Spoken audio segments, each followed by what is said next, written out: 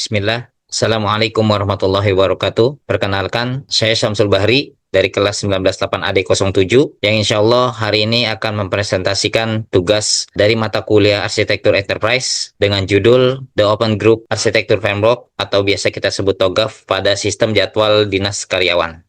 Sebelumnya, yang saya hormati Bapak dosen mata kuliah arsitektur, Bapak Ramdan Saipur Rahman MKOM, dan teman-teman sekalian. Baik, kita langsung saja. Penerapan TOGAF pada sistem jadwal dinas karyawan. TOGAF itu atau The Open Group Architecture Framework merupakan framework enterprise arsitektur yang digunakan untuk merancang, mengembangkan, mengelola, dan mengimplementasikan arsitektur organisasi agar selaras dengan tujuan bisnis. Dalam hal ini, TOGAF digunakan untuk merancang sistem jadwal dinas karyawan agar proses penjadwalan lebih efektif, efisien, dan terintegrasi.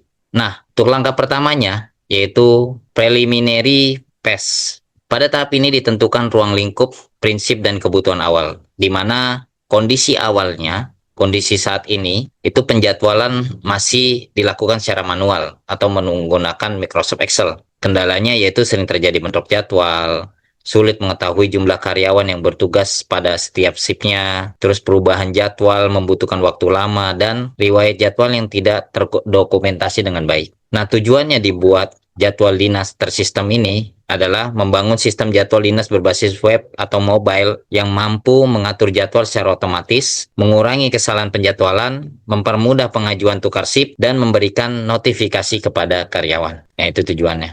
Nah, untuk yang kedua, arsitektur vision, di mana visi dari sistem ini adalah mewujudkan sistem penjadwalan dinas karyawan yang terintegrasi, transparan, dan dapat diakses kapan saja. Nah, untuk stakeholdernya itu HRD, supervisor, kepala divisi, karyawan, dan manajemen. Nah, untuk value-nya itu sendiri diharapkan bisa efisiensi penyusunan jadwal, mengurangi konflik jadwal, monitoring kehadiran lebih mudah, dan meningkatkan produktivitas, salah satunya ya. Nah, untuk ketiga itu bisnis arsitektur. Di mana proses bisnis saat ini adalah supervisor membuat jadwal. Ini masih manual ya. Jadwal dicetak, karyawan melihat jadwal. Jika ada perubahan, supervisor mengubah jadwal Excel. Jadwal dicetak secara ulang. Jadi ini masih sangat manual dan belum tersistem. Jadi masih merepotkan. Nah, oleh karena itu ada proses bisnis susulan yang dimana admin membuat data karyawan. Ini tahapnya, supervisor membuat jadwal melalui sistem memvalidasi bentuk jadwal, jadwal dipublikasikan, karyawan menerima notifikasi, pengajuan tukar shift dilakukan melalui aplikasi, supervisor menyetujui atau menolak permohonan. Jadi ini sudah tersistem. Jadi dari mulai admin membuat data karyawan, lalu supervisor membuat jadwal melalui sistem, terinput, sistem memvalidasi bentuk jadwal atau tidak. Jadi divalidasi bentrok atau tidak jadwalnya. Nah, jadwal lalu dipublikasikan ke karyawan. Nah, karyawan menerima notifikasi. Jadwalnya sudah diatur nih per karyawan. Nah, pengajuan tukar shift dilakukan melalui aplikasi. Jadi jadwal yang sudah diterima karyawan dari notifikasi itu, karyawan bisa mengajukan tukar shift pada aplikasi tersebut gitu ya. Lalu supervisor menyetujui atau menolak permohonan tukar shift tersebut. Jadi sudah tersistem, tidak lagi dibuat secara Excel lalu cetak ulang, jadwal dibuat secara manual, udah bukan kayak gitu lagi. Oke, untuk selanjutnya information system arsitektur. Yang dimana yang pertama data arsitektur, data masternya. Yang kita butuhkan itu data karyawan, data departemennya, data jabatannya, data shift-nya, data hari libur, dan data user. Ini adalah 6 data master penting yang harus kita butuhkan ya. Jadi 6 data penting. Ini data masternya, key masternya ya. Terus data transaksinya, jadwal dinasnya, tukar shift, kehadiran, lembur, dan riwayat jadwal. Itu ya. Nah, ini seperti ini relasi datanya dari karyawan, terus jadwal dinasnya, lalu di dalam jadwal dinas itu ada shift, departemen, dan kehadiran. Ini relasi datanya. Lalu application arsitektur, modul sistemnya itu yang pertama login, dashboard, master karyawan, master shift, penjadwalan, tukar shift, approval, supervisor, kalender jadwal, notifikasi, dan lalu laporan. Nah, ini application arsitektur ya. Nah, selanjutnya hak aksesnya dari application arsitektur. Jadi untuk aksesnya ini ada 3 akses. Yang pertama admin, yang dimana admin yang akan mengelola seluruh data, absensi atau jadwal dinas.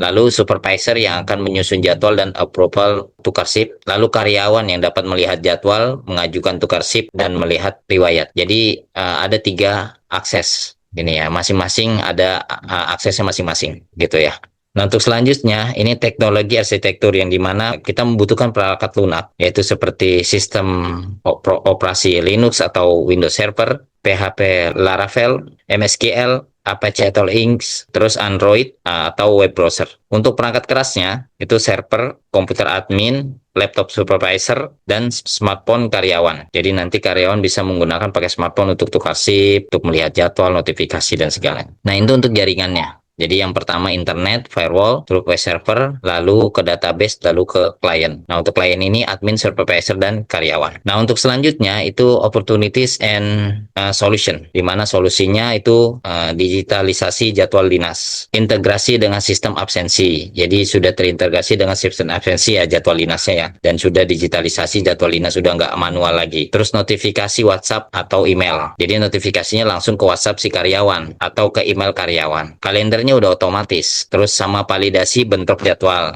Jadi ketika ada jadwal yang bentuk sudah divalidasi sama bagian admin. Sama backup database otomatis. Jadi udah nggak perlu save as lagi, udah nggak perlu save manual lagi, udah langsung ke backup database secara otomatis kan sudah pakai web server ya. Terus selanjutnya migration planning, di mana tahap implementasinya itu tahap satunya analisis kebutuhan, desain database, desain sistem, dan lanjut tahap keduanya itu pengembangan aplikasi, lalu kita ke pengujian. Setelah pengembangan aplikasi lalu pengujian, lalu tahap tiganya itu pelatihan pengguna, pelatihan untuk karyawan. Ini loh cara menggunakan aplikasinya seperti ini, fitur-fiturnya seperti ini, jadi biar mereka pandai menggunakannya gitu ya, jadi tidak salah. Lalu migrasi data Excel, yang tadinya manual kita migrasi data Excel seperti tadi, data-data karyawan, data jabatan segala macam ya. Terus yang keempat itu implementasi sistem, dan yang terakhir setelah semua sudah digunakan, kita monitoring dan evaluasi sistem ini berjalan dengan efisien dan efektif atau tidak gitu ya. Setelah kita berjalan, semisal mungkin kita monitoring selama 3 bulan ya, 1 bulan kita monitoring masih berjalan bagus, 2 bulan kita monitoring masih jalan bagus, 3 bulan monitoring masih jalan bagus, tidak ada bug atau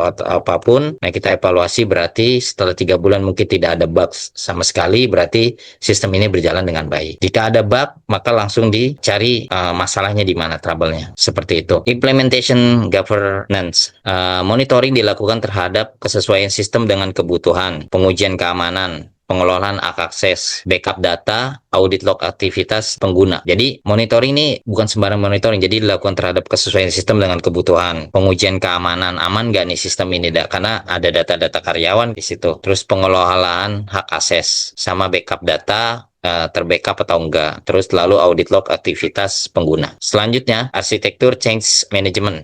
Perubahan data yang dapat dilakukan adalah penambahan jenis shift. Jadi mungkin kedepannya ada shift yang tambah gitu. Jadi mungkin datanya 2 shift, lalu berubah jadi 3 shift. Terus penambahan cabang perusahaan, di mana mungkin ada cabang 1, lalu dibuat cabang baru gitu. Jadi penambahan cabang itu juga bisa. Terus terintegrasi dengan sistem payroll. Jadi presensi karyawan ya. Jadi jadwal ini terhubung. Terus terintegrasi dengan mesin fingerprint. Nah, ini tadi absensi, presensi ya. Terus pengembangan aplikasi mobile. Nah, ini untuk gambarannya seperti ini. Nih bisa dilihat dari Toga frameworknya, dari sistem jadwal dinas karyawan seperti ini, bisnis arsitekturnya, information system arsitekturnya, teknologi arsitektur, opportunities and solution, migration planning, implementation governance, dan arsitektur change management. Ini secara gambarannya yang tadi saya sudah jelaskan seperti ini kurang lebih. Jadi sudah tersistem, dan insya Allah dengan adanya sistem jadwal dinas karyawan yang sudah tidak manual lagi, maka mempermudah pekerjaan admin untuk mereka